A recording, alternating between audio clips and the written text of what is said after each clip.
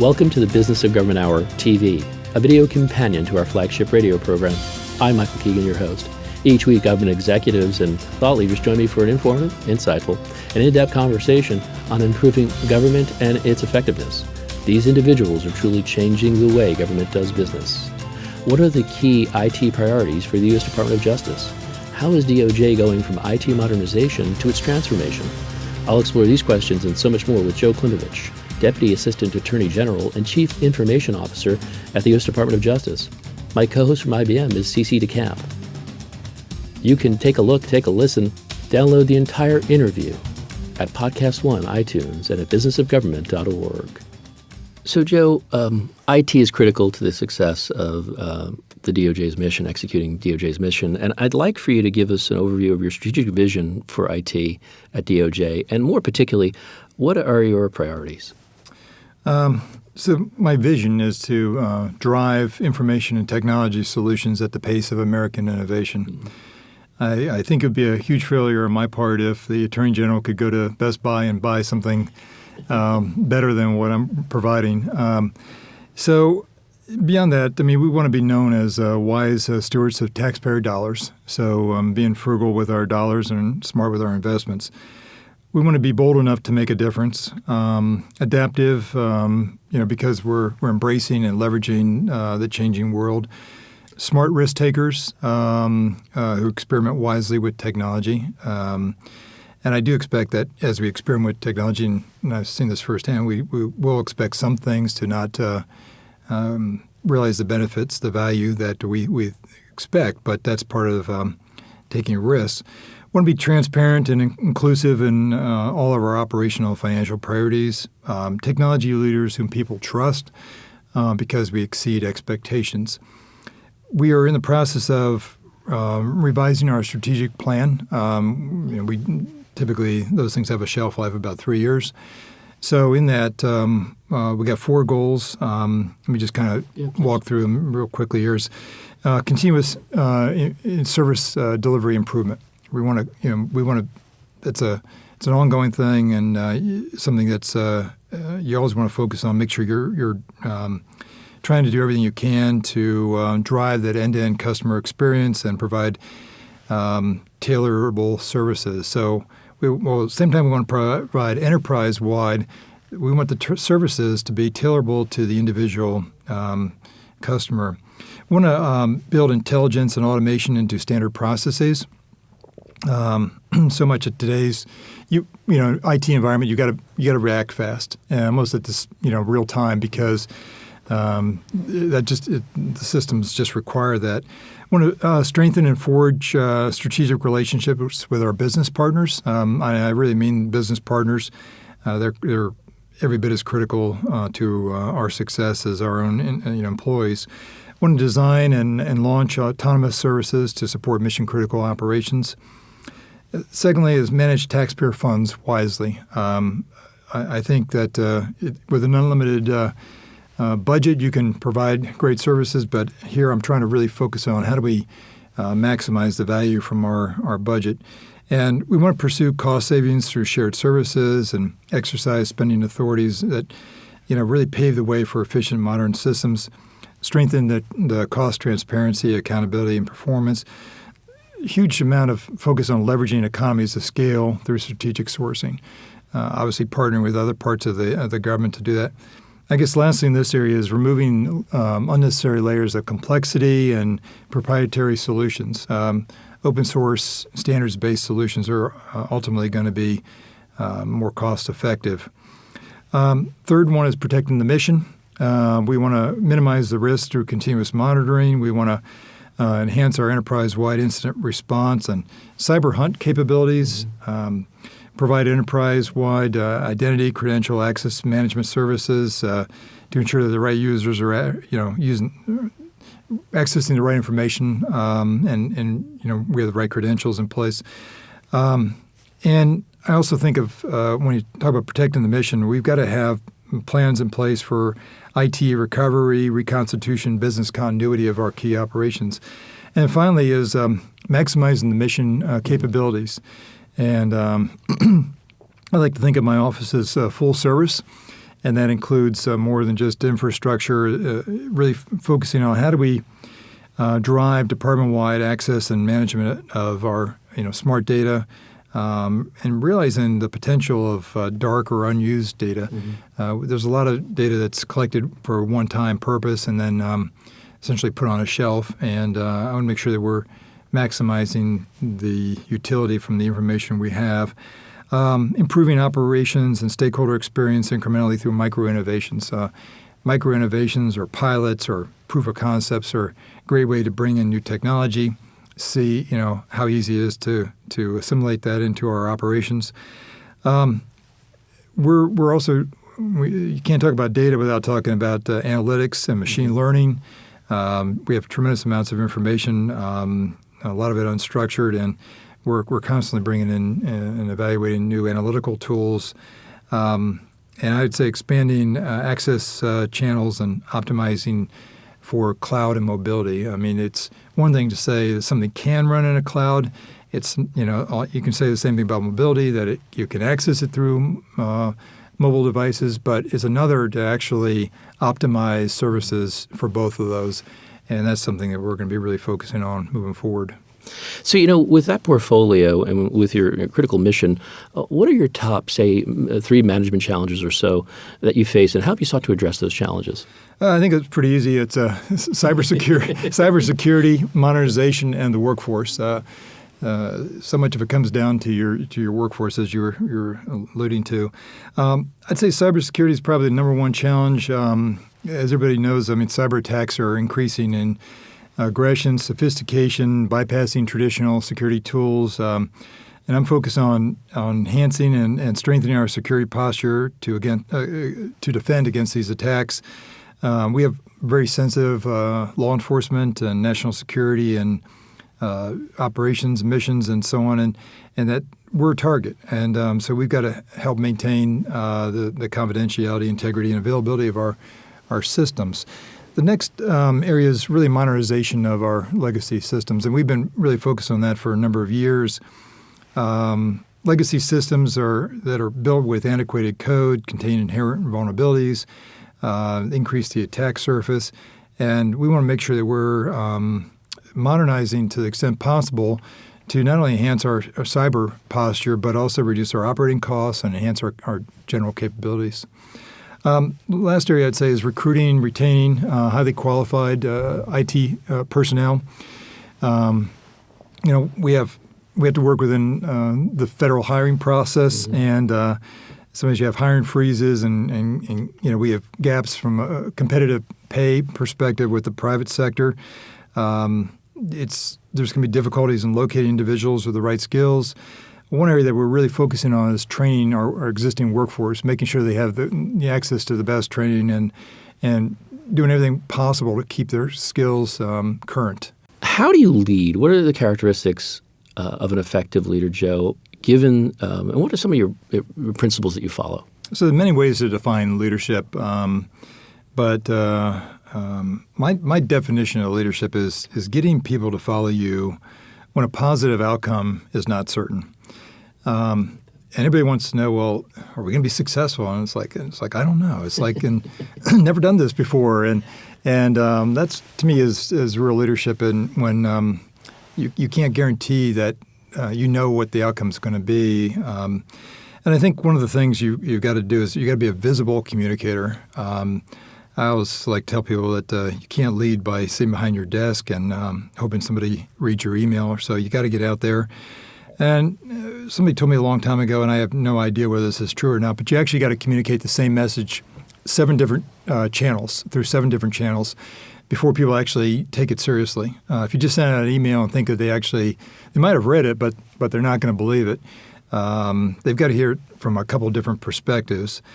You got to have laser focus on a consistent set of priorities, passion about your job. I always tell people that if you're not passionate about your job, go get another job because life's too short to waste on one that you're not really enthused about. I think being a team player and being likable. And then the last thing is choose your battles carefully. I don't have a lot of specifics on this, but I've heard that in the Revolutionary War, there were only 9 major real battles, and George Washington lost 6 of the 9, but he won the right 3. And so that, it's important to figure out what's important and to focus on that and not to chase everything. I'd say, additionally, you need to know yourself, your people, and your business. The compelling vision, clear goals, priorities.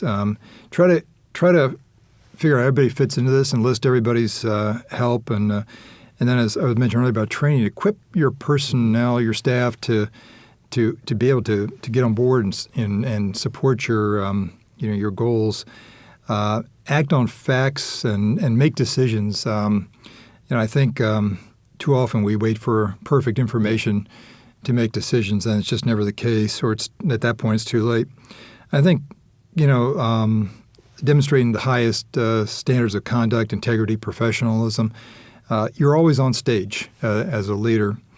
One thing I learned from a former NOAA administrator was really the only thing you can control in life is how you spend your time. And that's the only thing you actually control. And his view was the tactical challenges you face can consume you, if you're not careful. And a better way to look at it is maybe 1/3 of your time is spent on tactical issues, 1/3 on strategic, and 1/3 on the workforce. And sometimes I've taken my calendar and it's pretty much filled from 7 in the morning to 7 at night, and taken 3 markers and color coding how you actually spend your time over a course of a week. And it's not an exact science, but if you find you're not focusing on strategic or you're not focusing on the workforce enough, then maybe see if you can kind of change things. I guess lastly, I'd just say you got to be a constant learner, sensitive to the culture and the amount of change the organization can take, but then take risks. I would say if you really want to learn about leadership is take the job that makes you the most uncomfortable. Take the job that you don't know the subject matter, that you don't know the people, because it'll force you to actually then to lead and not manage. Great. I'd like to get right into it. The IT modernization is a key priority for the Trump administration. I'd like to explore your efforts in modernizing the infrastructure and systems at DOJ. Would you tell us more about your migration to the cloud? What are the benefits of the migration? And perhaps you could outline sort of the pre- and post conditions and how the progress is going. Mm-hmm. All the efforts that we're seeing at the White House and from the Hill are really great to provide CIOs with the opportunity to address these challenges head on, and I really appreciate all the support we've been getting. I believe the centerpiece of our modernization efforts has to start with what we built out as a cloud-optimized trusted internet connection service. So we essentially have a dual security stack, one going out to the regular internet and one going to our business partners that are providing cloud services. And this provides a secure direct access to our cloud service providers at very high speeds. And it's everything's fully redundant, very robust. And so if you're going to say cloud is everything, then you've got to build that access, that network access to your cloud partners. We've also accelerated the adoption of cloud email, and we're moving very close to completing a move for all of our offices to Microsoft 365. It's a dedicated environment. And when I came to Justice a little over 4 years ago, we had about 23 different email systems. Mm-hmm. Reduced that down to 9, and now we're very close to getting that down to 1. Mm-hmm. And we're saving the department tens of millions of dollars annually, and at the same time facilitating cross-component collaboration because we're essentially on one platform. The benefits of cloud, I'm sure these have been articulated many times before, but to me, it's unfettered, secure access across all of your devices and locations. In Department of Justice, we have about 2,400 locations around the world where we have folks stationed, and you really need to provide access from all of these points. It also centralizes our infrastructure platform, so it allows users easier access to find information, to where's it housed, to collaborate. This we can leverage the cloud infrastructure, reducing unnecessary redundancy, and the automatic failover is something that's key. I mean, you look at the cloud platforms. There's redundancy and all, failover is just built into that. Operational efficiency, enhanced security. These are all things that are critical to supporting our core missions. Beyond the move to the cloud, and some of our key mission systems are also taking advantage of the cloud in a hybrid implementation. But I'd like to highlight a couple other, some of our law enforcement components and what they're doing.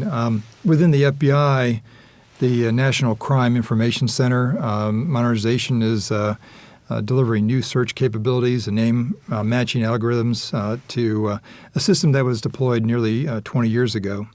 We've made a lot of enhancements to the National Instant Background Check System, NICS, enabling faster and more accurate dissemination of gun purchase eligibility. We're modernizing our next-generation identification infrastructure as well to improve the response and biometrics analysis and identity confirmation. Within the Marshal Service, they are well underway in terms of modernizing their case management system. A program called Capture is replacing multiple end-of-life services. And this is really focused on custody management, prisoner transport, fugitive case management, and again, huge payoffs in terms of enabling system-to-system interoperability and information sharing. ATF, they've got a program to do pretty much the same thing on their case management system called Spartan, and this was originally deployed in 1999. Their existing case management. We're replacing it with an integrated suite of case management applications built on basically the same software platform at the Marshals. So they're sharing code, and this is allowing us to avoid cost within the department.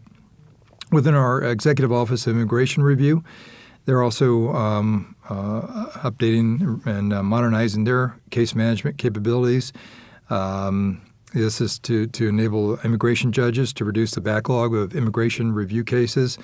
So this again is huge, and everybody's really trying to leverage what other people have done. And lastly, within the Bureau of Prisons, they're in market research to modernize their case management system, essentially a prisoner management system, analyzing options to look maybe to move more from a mainframe environment to a microservices architecture, and ultimately maybe to a cloud environment. So. Just as a follow-up, as you look at the cloud migration, any critical key challenges and opportunities that you faced in that, and maybe more importantly, any lessons learned that you had, and any of the change management implications of a cloud migration? Yeah, obviously, none of this is easy. The move to the cloud presents several challenges. I'll just highlight a couple. I think, as I mentioned earlier about leadership, it's early communications with all stakeholders is vital. The stakeholders must be aware of the outcomes, major milestones that are going to occur during the migration to the cloud. And I regularly meet with component CIOs to address these challenges, but I think you have to get that messaging beyond just the CIOs to the mission owners. Again, you can't communicate enough. I think enterprise security is another key thing that has to be addressed. In the old days, organizations could pretty much count on a well-defined security boundary, and build that security boundary into your network. Cloud services, and they provide a lot of flexibility, but one of the things is that it really extends your security boundary and requires kind of a different way of looking at security and the security model with different tools and skill sets. Current cloud breaches have been mostly due to poor configuration, lack of visibility, lack of knowledge of how to properly defend cloud environments. we're actually looking at a holistic cloud security infrastructure that delivers that visibility and responsive capability. I think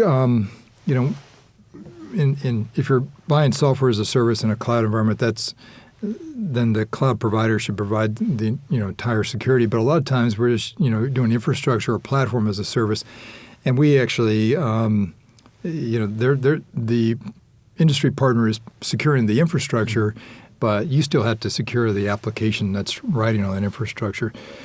I would say another aspect is the network.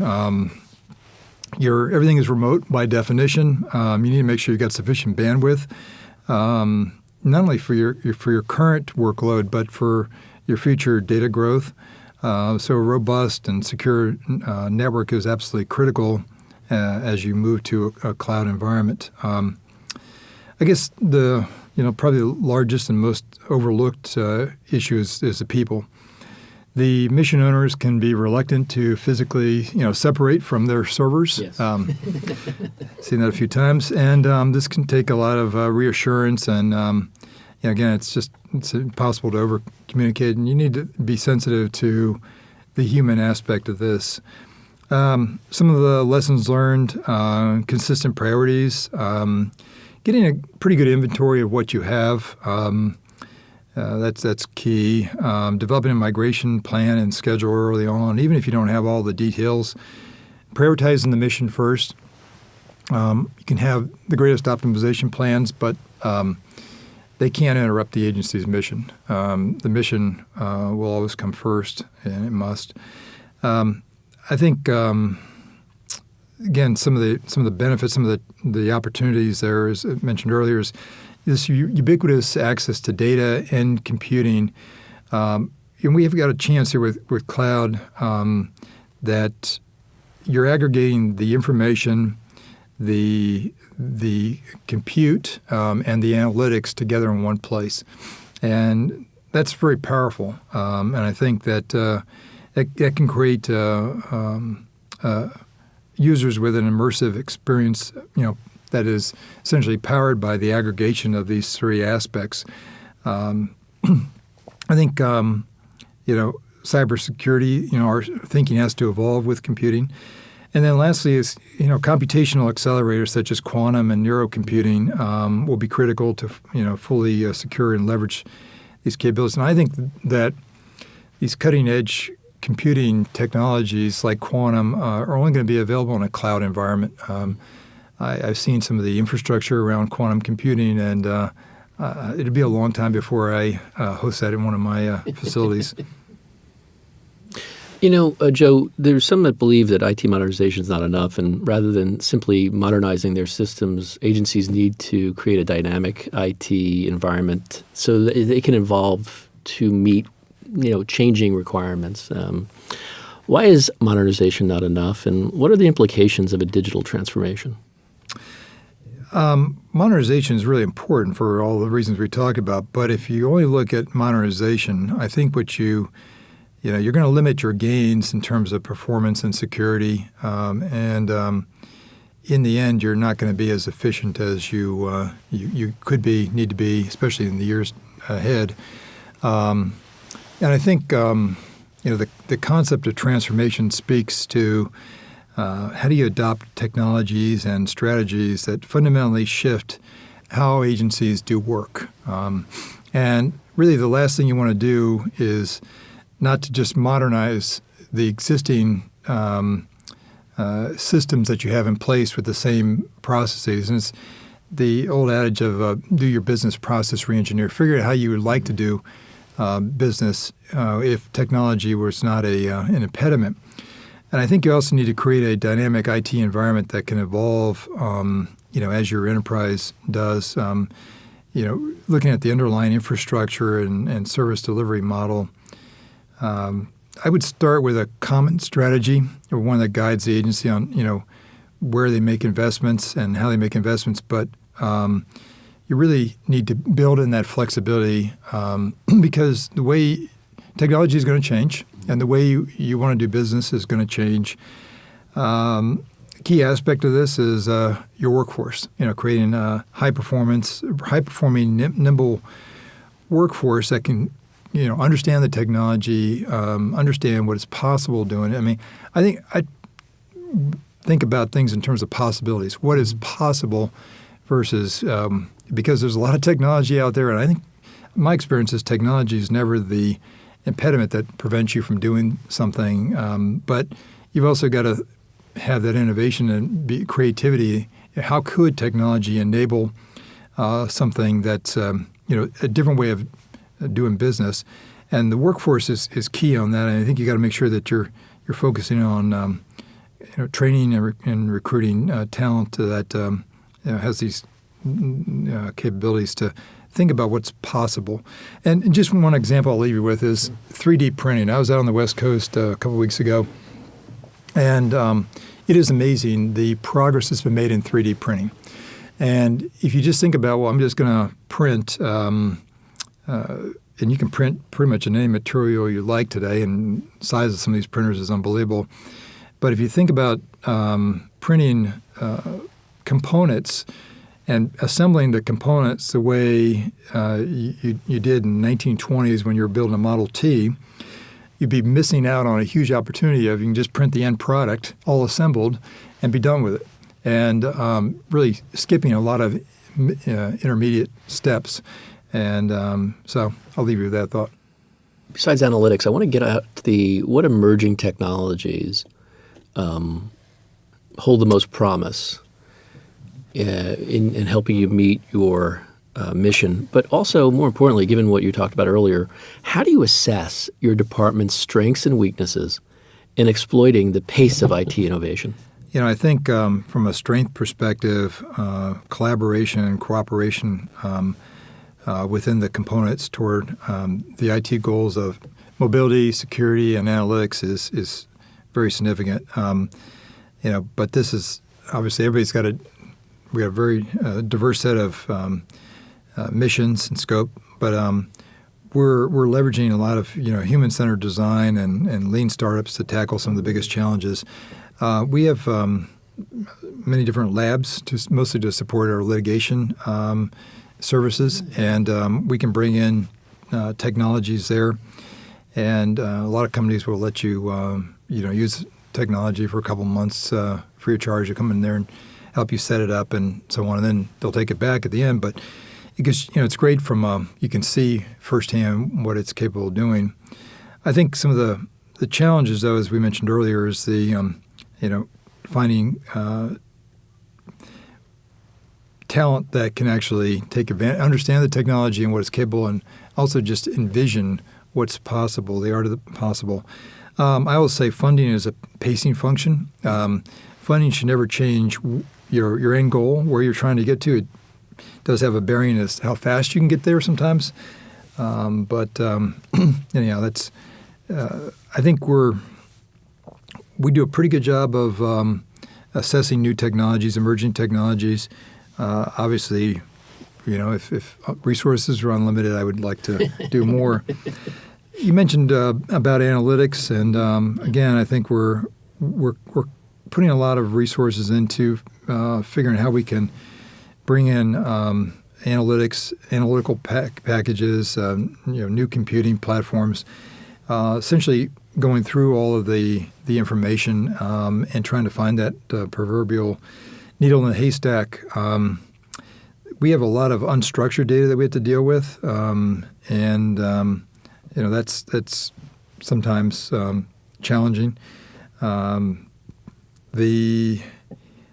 I think from my perspective, the cloud can help in this area. Mm-hmm. We don't have to bring in a lot of new compute to take advantage of some of the powerful analytical platforms. We can just, the data and the analytics and the compute can be co-located. I think, when you talk about, in enhancing our capabilities, one of the things we're constantly looking at is where should we make the next investment. And I tend to look at this in terms of, risk. Where do we have the greatest risk? And that risk could be a cyber risk. It could be an operations risk. but it could be some other kind of failure. And so we're again constantly looking at that from a modernization perspective. I think we've got a lot of capabilities in place to evaluate technologies. I think one area that we'll probably spend more time in the next couple of years is on the network side, because we're certainly taking advantage, and we were the first big agency to get a solicitation out on EIS, and I look at that as not only a acquisition vehicle but a transformation vehicle through the services there. And when you look at zero trust, environments, software defined, everything, I think that we can really take advantage of that. And more you've got to build security into that network, that's where I think we're going to see a lot of innovation take place in the next couple of years. Be sure to join me next time on the Business of Government Hour TV for another informative, insightful, and in-depth conversation on improving government and its effectiveness. Until then, it's businessofgovernment.org.